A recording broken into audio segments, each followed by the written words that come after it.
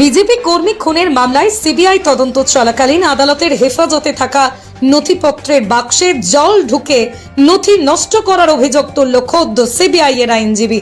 প্রসঙ্গত 2021 সালের বিধানসভা নির্বাচনের ফলাফলের পরের দিন ভোট পরবর্তী হিংসায় দিনহাটার পেটলায় খুন হয় বিজেপি কর্মী হারাধন রায়।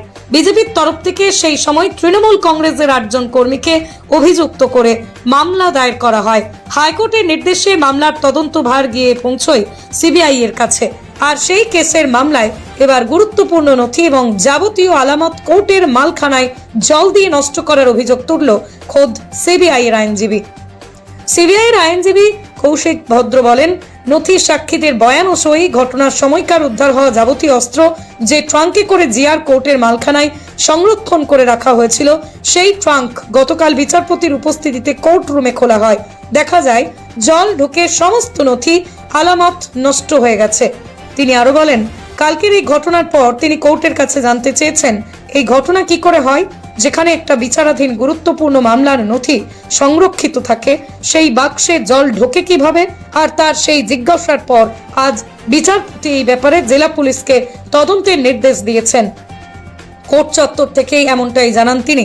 আর এই ঘটনায় আসামি পক্ষের আইনজীবী আব্দুল জলিল আহমেদ এবং বিবেক দত্ত উভয়ই জানান, সিবিআই সময় মতো সাক্ষী আদালতে প্রডিউস করতে পারছে না, তার জন্যই মামলা দিনের পর দিন পিছিয়ে যাচ্ছে। মামলার পরবর্তী তারিখ নির্ধারণ হয়েছে আগামী 2 ও 3 জুন। কোনো সাক্ষী এখন পর্যন্ত আনতে পারছে না। সরকার পক্ষ গতকালও সাক্ষী আনতে পারেনি, আজও আনতে পারেনি, মানে সিবিআই, যার জন্য আমাদের লোকেরা দিনের পর দিন জেলে পচে মরছে। আজকে কি বিচারের দিন হলো, একটু বলবেন? বিচার কিছুই হয়নি, সাক্ষী নেই, বিচার হয়নি।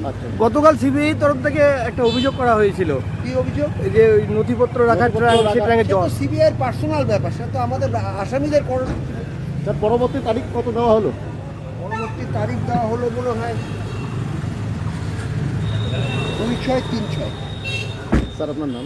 বিবেক দত্ত। আমার আজকে সাক্ষী আসে নাই, আমার ডেট পড়লো 2-6-3-6 ডেট পড়লো। 3 দিন থেকে এইভাবে চলছে। সাক্ষী শেষ না হলে তো হবে না, শুধু কোর্ট সম্পর্কে সাক্ষী না হওয়া পর্যন্ত কোর্ট সম্পর্কে কিছু মন্তব্য করা যাবে না।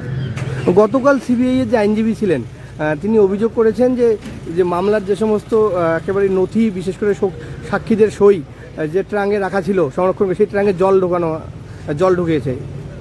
এইসব ব্যাপারে আমরা জানি না। ওই সিবিআই কোথায় রাখছে, কীভাবে রাখছে, সিবিআই জানে, আমরা জানি না।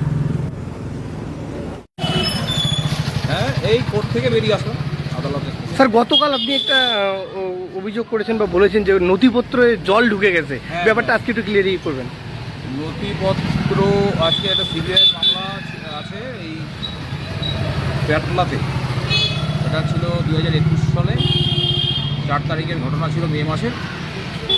বিশ্বজিৎ রায় ওরফে হচ্ছে হারাধন রায়, ওনার ওই ভোটের পরবর্তী হিংসায় উনি ওখানে মারা যান রাজনৈতিক কারণে। পরবর্তীতে ওটা এফআইআর হয়, তারপরে হাইকোর্টের মাধ্যম দিয়ে ওটা সিবিআইয়ের হাতে আসে। সিবিআই তদন্ত করে। সিবিআই তদন্ত করার সময় যেসব জিনিসপত্র খুনে ব্যবহৃত, যেগুলো অস্ত্রশস্ত্র ছিল, সেগুলো বাজেয়াপ্ত করে।